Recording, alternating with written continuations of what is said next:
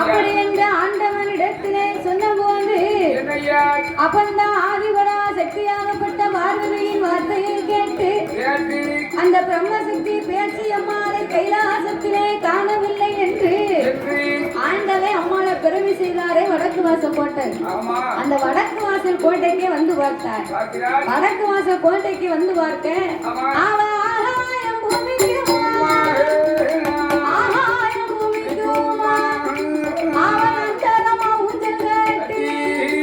அவர் ஊஞ்சல் மேலே அமர்ந்து கொண்டு அம்மா விளையாடி இருப்பார்.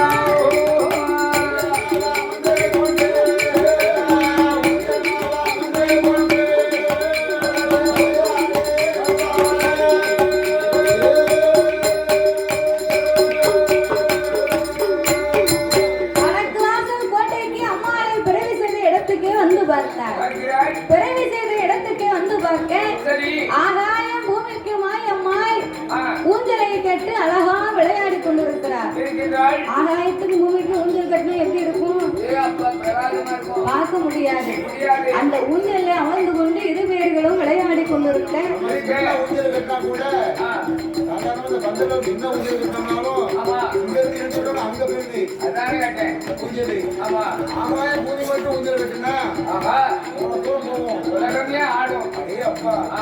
அப்ப அப்பேற்பட்ட ஊஞ்சலில் அமர்ந்து கொண்டு இந்த பிரம்மசக்தி பேச்சி அம்மாளும் விளையாடி கொண்டிருந்தார்.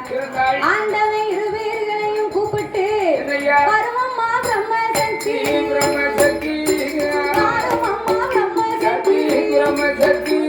வார்த்தை ஒன்று சொல்லை கேளு, கைலாசத்தி இடமும் இல்லை இடமும் இல்லை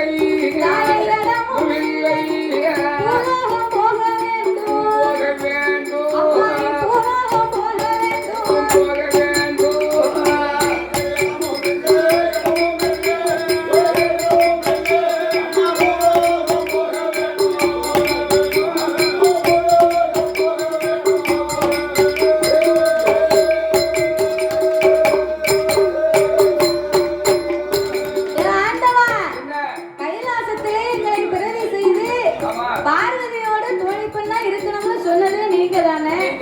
இப்ப கைலாசத்துல இடம் இல்ல பூலகம் போங்கன்னு சொன்னா எங்களால போக முடியுமா? போன எங்களுக்கு எதுவும் மதிப்பு இருக்குமா? மதிப்பு கிடையாது தாயே. அதுல ஒரு விவரம், அதாவது நாங்க போனோம்னா தேவதைகள் மாதிரி நாங்க போக மாட்டோம். கைலாச வாசல்ல கண்ணி ஈசானி மூலையில பிரம்மசக்தி பேச்சியம்மானு பீடம் போடணும். எங்க அக்கா இருக்காளே பார்வதி, என்னை ஏமாற்றி விளையாண்டாளா, அவ வந்து என்ன வணங்கினாதான் கையில விட்டு போவேன், பேசல போக மாட்டேன்.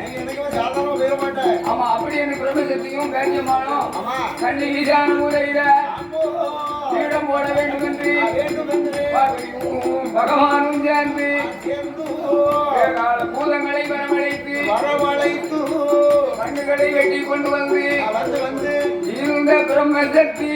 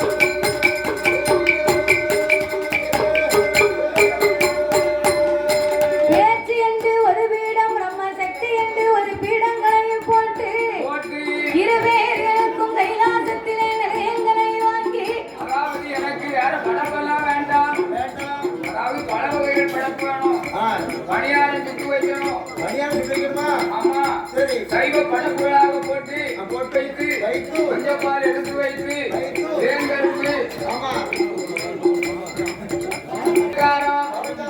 இப்பேற்பட்ட பரப்புகளை போட வேண்டும் என்று பகவானும் பார்வதி என்ன செய்கிறார். பல வகையாகவே எனக்கு படப்பு போட்டு இத்தனை ஏற்பாடுகள் செய்து இரு பேர்களும் என்னை கையெடுத்து வணங்க வேண்டும். அப்படி என்னை இரு பேர்களும் வணங்கினீர்களேயானா உங்களிடத்தில் நான் வாக்கு வரம் பெற்று பூலோகம் போவே நான் புகழாக வாழ்வேன் நிறைவார். அவன் எங்களுக்கு எந்த மாலை போட்டாலும் சரிதான், செவ்வரளி மாலை இருக்கணும். செவ்வரளி மாலை எதுக்காக சொல்லுவாங்க, எத்தனையோ மலர்கள் இருக்கு, சில சக்திகளுக்கு செவ்வரளி மாலை போட்டா நன்மை. எதற்காக தெரியுமா? ஒரு வெள்ள மலர் உள்ள மலரை எடுத்து 48 நாளைக்கு நம்ம பூஜை பண்ணோம்னு சொன்னா அது வந்து ஞானம் பிறக்கும். ஆமா, ஒரு மஞ்சள் நிறம் உள்ள பூவை எடுத்து அம்பாள் முன்னால் போட்டு நம்ம வணங்கணும். 48 நாள் வணங்கினா ஞானம் பிறக்கும், அறிவு பிறக்கும். ஞானம் வேற, அறிவு வேற. ஆமா, என்ன செய்யணும்? வயதாகுதா? அப்படி இருக்கும் போது 48 நாளைக்கு போட்டு வணங்கணும். சரி, அதே மாதிரி செவ்வரளி மாலையை போட்டு எதுக்கு வணங்கினா? எதற்கு? செவ்வரளி மாலை போட்டு வணங்கினா சத்துரு குறைவா. சத்துருன்னு சொன்னா எதிரி. எதிரி நமக்கு இன்னைக்கு சொல்லுவாங்க ஜாதகக்காரங்க, ஐயா உங்களுக்கு நேரம் பழங்காங்கல, உங்களுக்கு 7.5 சனி பிடிச்சிருக்கு, 7 வருஷத்துக்கு விட மாட்டேன். ஆனா ஒண்ணு, பெருமசக்தி கோயில போய் இது ஒரு எவ்வளவு எத்தனை செவ்வாய்க்கிழமை அன்னைக்கு விரதம் இருக்கணுமோ, ஒரு 11 செவ்வாயோ 21 செவ்வாயோ 3 செவ்வாயோ, ஆமா, சுத்தி என்ன பிடிச்ச தனியன் தேவன் தொலைஞ்சு போட்டு சக்தியை வணங்கினால், சிவரை மாலை போட்டு வணங்கினால் எதிரி குறைவான். ஆமா, சத்துரு குறைவான். அதே மாதிரி இந்த சிவரை மாலை போட்டு இந்த தாய்க்கு கைலாச வாயில வாழப்போல பழத்தோடு அங்கே நாட்டு பழத்தோடு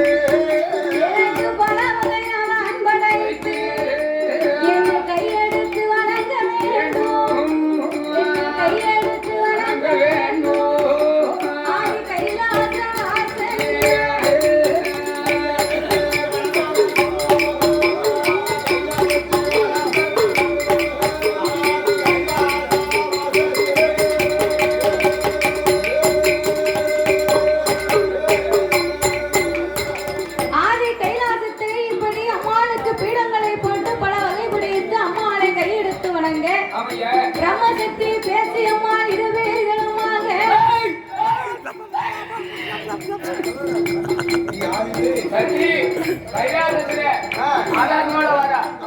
ஆதாரோட வந்து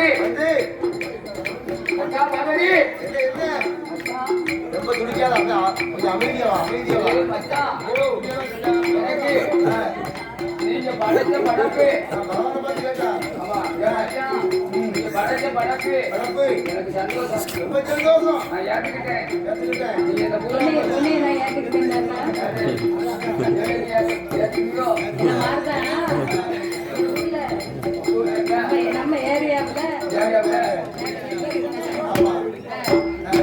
நம்ம ஏரியாவுல மாயாண்டி சுடலைக்கு படம் கொடுத்தாங்க. சாமி சாமம் போல 12 மணிக்கு வேட்டைக்கு போகுது வணக்கம். அன்னைக்கு சாமி வேட்டைக்கு புறப்பட்டு போயிட்டாரு.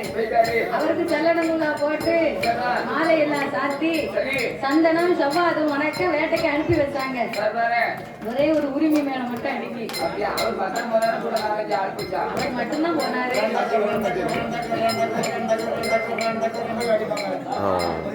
ஒத்த உரிமை அடிக்க ஐயா சாமி வேட்டைக்கு போனாரு.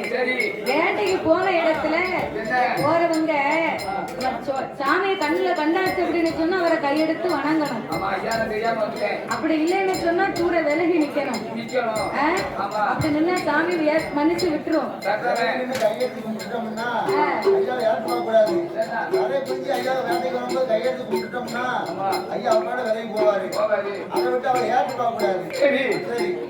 அப்போ மாறவங்க என்ன செய்யணும்? சாமியை கும்பிடணும், இல்லைன்னா விலகி நிக்கணும். ஆனா இவங்க அப்படி செய்யல. அந்த வழியில வந்த ஒருத்த சும்மா நிக்கல, தண்ணி எடுத்துட்டு சாமியை பார்த்த உடனே அவர் பேசல. உள்ள ஒரு அரக்கம் போயிருக்கான் பாரு. ஆமா, அவர் சாமி முன்னால சொன்னா அது சாமி வருமோ அப்படி அப்படின்னு சாமியை வழிமறிச்சு நின்னானா. அப்போ சாமியை வழிமறிச்சு நின்று நக்கலா பேசின உடனே சொடல வேற ஒண்ணுமே செய்யல. அவன் சட்டையை பிடிச்சு போன வழியில கர கர கரன்னு கோயிலுக்கு கொண்டு வந்தாரு. கூட்டமும் நாட்டமும் அத்தனை பேர் அவங்களதான் வேடிக்கை பார்த்தாங்க. கூட்டத்துல விட்டாரு. கூட்டத்துல விட்டாரு, நான் இவனை ஏத்துக்கிட்டேன்பா அப்படின்னாரு. அவர் ஒரே வார்த்தை சொன்னாரு, வடப்பு வேண்டாம், எனக்கு கிடாய் வேண்டாம், இவனை நான் ஏத்துக்கிட்டேன்பா அப்படின்னு கூட்டத்துல விட்டு சொன்னாரு. பாருங்க, மறு வெள்ளிக்கிழமை ஆச்சு. 8வது நாளையில அந்த ஆள் ஊர்ல இல்ல. அவர் பரலோகம் போயிட்டாரு. அவரு 300 பேயா வருவாரு. போயிட்டாருங்க. இது உண்மையிலே நடந்தது. உண்மையிலே நடந்தது. அவர் ஏத்துக்கிட்டான்னு சொன்னாரு. 8வது நாளில் அவர் இல்ல. என்னைக்கு பொய் வந்துச்சு, இன்னைக்கு பொய் வரப்போகுது. வாயில் வந்து உண்மையை எதுவுமே வராது. அதே மாதிரி சரி பொய்யே சொல்ல மாட்டேன் பாப்பா. அப்படின்னு உடனே அத மாதிரி எல்லாத்தையும் ஏத்துக்கிட்டோமான்னு நான் பயந்து போனேன். சொல்ல மாட்டேன்னு சொன்னேன். ஏத்துக்கிட்டோம்னு சொன்ன வார்த்தையில் அவ்வளவு மகிமை இருக்குன்னு சொல்ல வாரு. அவ்வளவு மகிமை இருக்கு. திடீர்னு ஆதாரம் கூட நான் எல்லாத்தையும் ஏத்துக்கிட்டோமா அப்படின்னு உடனே எனக்கு பயமாயிட்டு தாத்தா.